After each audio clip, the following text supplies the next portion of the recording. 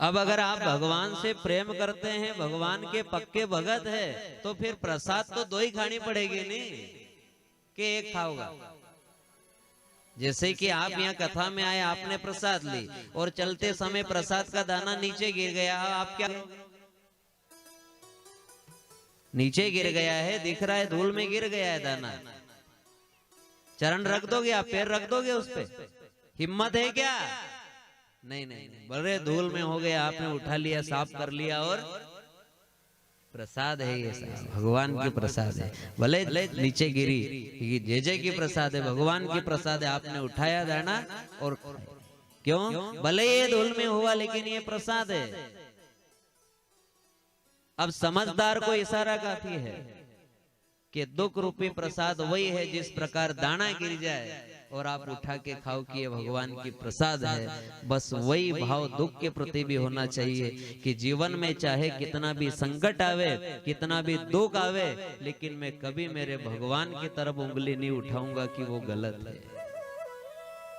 अरे यहाँ श्री सूत जी महाराज कहते हैं कि सबसे श्रेष्ठ भक्त वो है भगवान का कि जिसके आंखों के सामने चाहे पूरा कुल नष्ट हो जाए।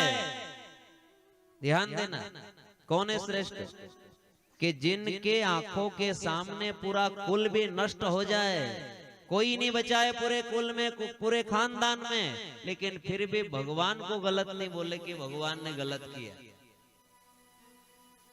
है कोई ऐसा भगत कि पूरा कुल खत्म हो जाए फिर भी ये आशा रखे, हे भगवान तू गलत नहीं हो सकता?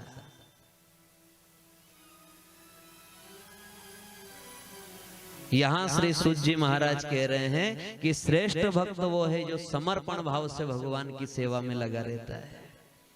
राजा परीक्षित और कलयुग का जब वार्तालाप चल रही है तो कलयुग ने कहा कि मुझे रहने के लिए जगह दो, तो ध्यान देना एक एक शब्दों पर। राजा परीक्षित ने कलयुग को 4 जगह दी है। अब सुन लेना कलयुग कहाँ कहाँ है।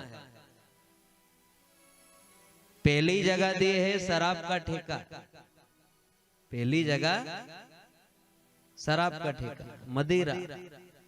और शराब के ठेके पे चाहे कितने भी विद्वान पंडित चले जाएंगे, चाहे वो काशी से विद्या प्राप्त करके आए, वो भी जाएंगे नहीं तो थोड़ी देर के लिए ये भाव जरूर आ जाएगा। वो भले पिएंगे नहीं लेकिन ये भाव आएगा। कौन सा भाव? कि आखिर इसमें ऐसा है क्या जो अपने जजमान इतने आनंद से लौटे इधर रोड पे पी पी के? आखिर इसमें है क्या जो इनको सोच ही नहीं पड़े? बड़े मस्त कलयुग ने अपनी कला दिखाई, भाव तो चला गया नहीं कि इसमें आखिर है क्या। और यहाँ गुण भी बता रहा है कि आम पके परिवार से महुआ पके पत खोए, और वहां को पानी जो पिए तो मद कहां से होए। आम पके परिवार से, देखना अब आम क्या कह रहा है। जब भी आम आए नहीं, केरी आए नहीं, तो आप देखना पूरा आम का पेड़ हरा भरा हो जाता है, पत्ते ही पत्ते हो जाते हैं, ठीक है। और शराब कैसे बने? महुआ से। आपके इधर क्षेत्र में है महुए की नहीं है? बहुत होंगे इधर तो राजस्थान में। वो महुआ कह रहा है कि मेरा गुण क्या है, वो शराब कह रहा है देख आम का गुण ये है कि पूरा परिवार उसके साथ में है, और मेरा गुण ये है कि जब मैं आता हूं देख लेना महुए के पेड़ पे जाके, जब महुआ आए नहीं तो अकेला रह जाए, पत्ते सब खर जाए नीचे, एक भी पत्ता नहीं रहेगा, केवल महुआ अकेला। तो महुआ कह रहा है, वो शराब कह रहा है कि देख लेना हो मुझे पीने से पहले कि जब मैंने मेरा ही कुल खानदान नहीं छोड़ा है तो तेरा क्या छोड़ूंगा मैं। जब मैंने मेरा ही नहीं छोड़ा तो तेरा छोड़ दूंगा क्या? और नहीं माने तो पी के देख तो सब नष्ट हो जाएगा 1 2 3 पीढ़ी में। ये कलयुग का स्थान बताया। पहला स्थान शराब का ठेका, और दूसरा काम बताया, ध्यान देना, वेश्या का घर, और तीसरा बताया जिस घर में महिला भगवान के भजन नहीं करे, जिस घर में भक्ति ना है। एक एक शब्द पर ध्यान देना। जिस घर में महिला भगवान के भजन नहीं करे, और यहाँ महिलाओं पे थोड़ा ज्यादा जोर लगाया है क्योंकि महिला अगर नारी अगर चाहे तो धर्म को आगे बढ़ा सकती है, क्योंकि धर्म का जो पहिया है नहीं वो अपने घर से चालू होता है। कहां से चालू होता है? अपने घर से। कि महिलाओं को अपना घर जो है मंदिर की तरह रखना चाहिए कि मेरे घर में कोई ऐसा वातावरण तो नहीं है कि जिसे देख के मेरे बाल बच्चों में गलत संस्कार आवे या गलत बीज अंकुरित हो जाए। क्या मेरे घर में ये मंदिर जैसा ही है क्या?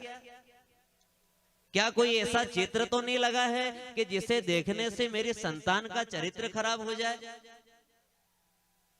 सोचा कभी आपने कि कहीं ऐसा तो नहीं है चित्र हमारे घर में लगा हुआ कि जिसको रोज देखने से हमारी बेटी का चरित्र खराब हो जाए, हमारे बेटे का चरित्र खराब हो जाए?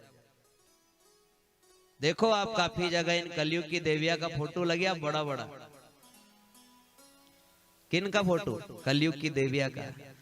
और फिर ये अपने घर की देविया रोज सुबह उठे और देखे, क्योंकि आपने कोई झांसी की रानी का तो लगाया नहीं, महाराणा प्रताप का तो लगाया नहीं, शिवाजी का तो लगाया नहीं, मीराबाई का तो लगाया नहीं, इन कलयुग की देविया का लगाया। और एक दिन देखा बेटी ने, 2 दिन, तीसरे दिन, चौथे दिन, 5वें दिन, 1 महीना, 2 महीना, और कह दिया कि हम भी इच्छा है कि एक बार ऐसा कपड़ा जरूर पहना देंगे।